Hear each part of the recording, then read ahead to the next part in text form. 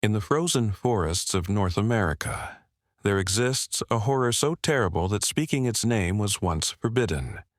A creature born not from the darkness of nature, but from the darkness within humanity itself. A monster created by the ultimate act of desperation and the ultimate taboo. This is the Wendigo, and it was once human. Imagine you're part of a hunting party in the depths of a brutal northern winter. You've been separated from your group for days. Your supplies are gone. The cold is killing you slowly, and you haven't eaten in so long that your body is consuming itself. Then you find it. A body. Another hunter who didn't make it. Frozen in the snow. Please subscribe to my channel, and let's keep breathing life into stories that were never meant to stay silent. Now let's continue. You know you shouldn't. Every teaching, every law, every instinct screams against it. But you're dying. You're so hungry. Just a little, you tell yourself. Just enough to survive. You eat. And in that moment, something changes. The hunger doesn't fade, it grows. It becomes all-consuming, maddening, infinite. You need more. You crave more.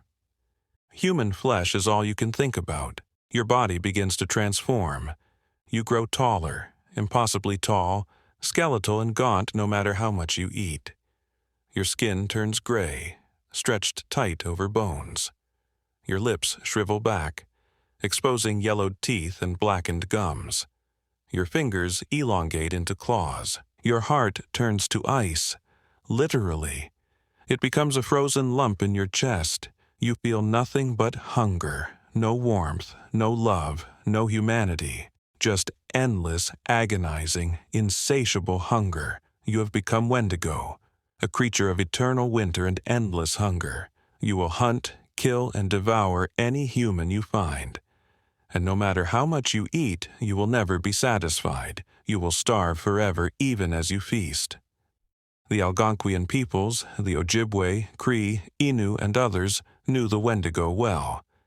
It lurked in the far north, where winter could trap people for months, where food ran out, where desperation could drive people to unthinkable acts. The Wendigo wasn't just a monster. It was a warning, a curse, a fate worse than death. Because once you become Wendigo, you lose everything that made you human, and there's no way back. To understand the Wendigo, you must understand the harsh reality of survival in the northern forests of Canada and the northern United States. The Algonquian peoples lived in one of the harshest environments on Earth. Winters could last 8 months. Temperatures plummeted to 40 below zero. Snow could be 10 feet deep, and food could simply run out. Hunting parties could be trapped by blizzards for weeks. Game animals migrated or died off. Fish were locked under thick ice. Stored food supplies could spoil or run out. And when that happened, people faced a choice: die of starvation or break the ultimate taboo. Cannibalism, the consumption of human flesh.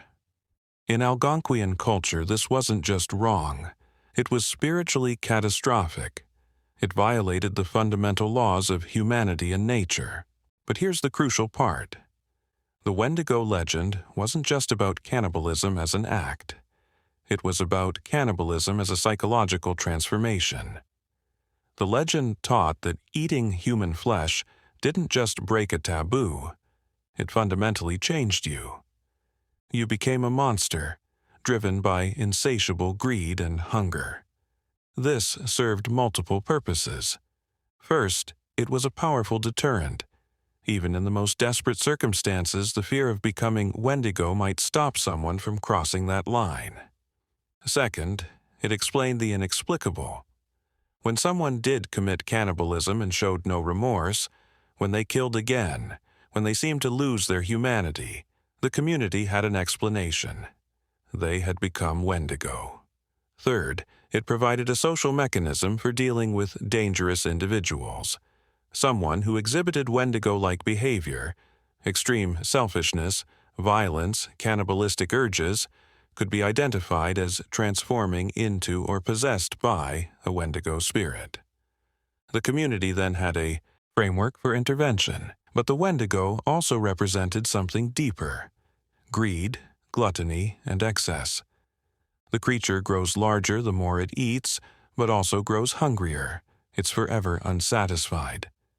This made it a perfect symbol for selfishness and overconsumption in a culture that valued sharing and community survival. In the late 19th and early 20th centuries, Western anthropologists and doctors documented a phenomenon they called Wendigo psychosis, or Wendigo madness. Individuals, usually during harsh winters, would become convinced they were transforming into Wendigos. They would develop an intense craving for human flesh, even when other food was available. They would express terror at their own urges and beg to be killed before they hurt others.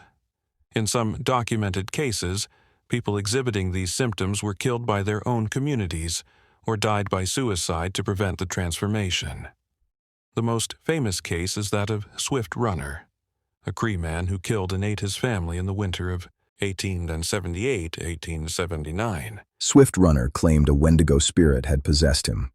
He was tried, convicted, and hanged by Canadian authorities. But to his own people, the trial and execution were almost irrelevant. He had already become Wendigo, and the human Swift Runner was already gone. Modern psychiatrists debate whether Wendigo psychosis was a real culture-bound syndrome or a Western misinterpretation of various mental illnesses filtered through cultural belief. Some argue it was a form of psychosis influenced by cultural expectations. People experiencing mental breaks expressed them through the framework of Wendigo transformation because that's what their culture provided. Others suggest it may have been a social construct, a way for communities to identify and deal with dangerous individuals, or even a way for individuals experiencing trauma or guilt to make sense of their experiences. Regardless, the phenomenon demonstrates the power of the Wendigo legend. It wasn't just a scary story. It was a lived reality for these communities, shaping behavior and psychology in profound ways. One of the most chilling Wendigo accounts comes from the Athabasca region of Canada in the 1890s. It involves a trapper known only as the Cannibal of Athabasca. A trading post noticed that a regular trapper hadn't appeared for his usual winter supply run. When spring came and he still hadn't shown up, a search party went to his cabin deep in the woods. What they found horrified them. The cabin was in chaos.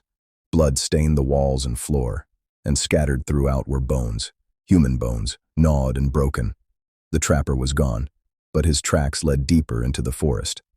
The search party followed cautiously. After 2 days, they found him. He no longer looked human, gaunt to the point of appearing skeletal despite being well fed. His skin had taken on a grayish tint. His eyes were wild, feral, empty of recognition.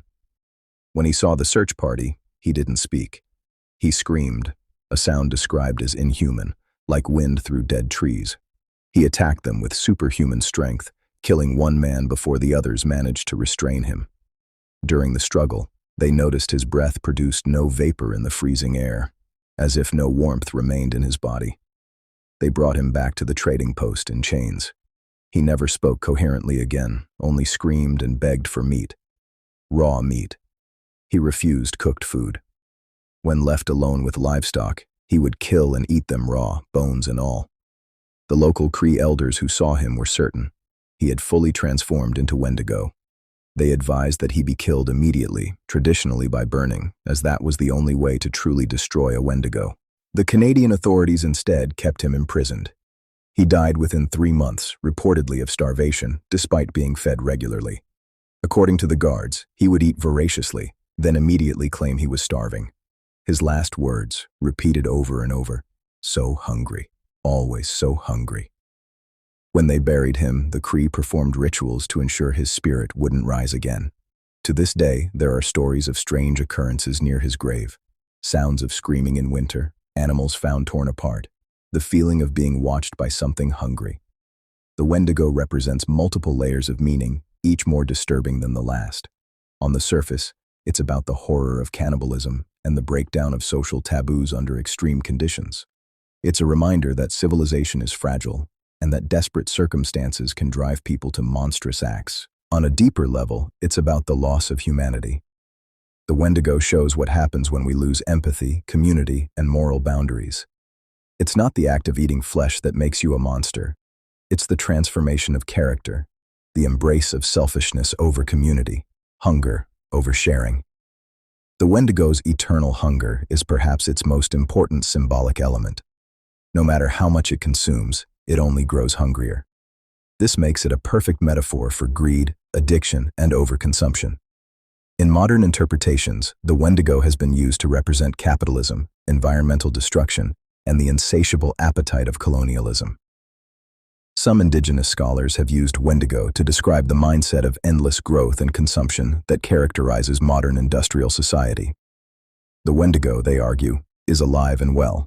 It's just wearing a suit instead of haunting the forest. But there's also a protective element to the legend. In cultures where survival depended on community cooperation and resource sharing, the Wendigo legend reinforced pro-social behavior. Greed and selfishness weren't just wrong, they were monstrous. They could literally transform you into a monster. The legend taught that in harsh conditions, the only way to survive was together. Anyone who prioritized their own survival over the community's was a threat to everyone. The Wendigo gave communities permission to identify and deal with such threats before they destroyed everyone. It's crucial to understand that the Wendigo is not just a horror story or a fictional monster. For many Algonquian peoples, it remains a serious spiritual and cultural concept. Some indigenous communities have expressed concern about the commercialization and misrepresentation of the Wendigo in popular media. The creature has appeared in countless horror movies, video games, and books, often stripped of its cultural context and reduced to a simple monster. This matters because the Wendigo legend carries important teachings about community, survival, and the dangers of greed. When it's turned into just another pop culture monster, those teachings are lost. In traditional contexts, Wendigo stories were told in winter, by certain people, in certain ways, for specific purposes. They weren't entertainment, they were education, warning, and spiritual teaching. So when we discuss the Wendigo, we must do so with respect for the living cultures that created and maintain these traditions. This isn't ancient history. These are living beliefs, part of ongoing cultural practices. The Wendigo endures because it represents something fundamentally true about human nature. We are capable of terrible things when pushed to extremes. We can lose our humanity. We can become monsters. But the legend also reminds us that we have a choice. We can choose community over selfishness. We can choose to share rather than hoard. We can choose to remain human, even when circumstances push us toward the monstrous. In the deep winter forests of the north, hunters and campers still report strange experiences. Footprints too large to be human, sounds of something massive moving through the trees, the feeling of being watched by something eternally hungry. The Wendigo may be legend, but the hunger it represents, for flesh, for more, for everything at the expense of others, that's very real. And it's always waiting for us to let our guard down. So the next time you feel that endless hunger, that craving for more that can never be satisfied, remember the Wendigo. And ask yourself, am I feeding my humanity or am I feeding the monster? Don't forget to subscribe and like. That's the only way people can find out about this tales. Next time, we travel to the rocky coasts of Ireland to meet the Banshee, the spirit whose scream means death is coming. Until then, stay warm, stay together, and never, ever break the ultimate taboo.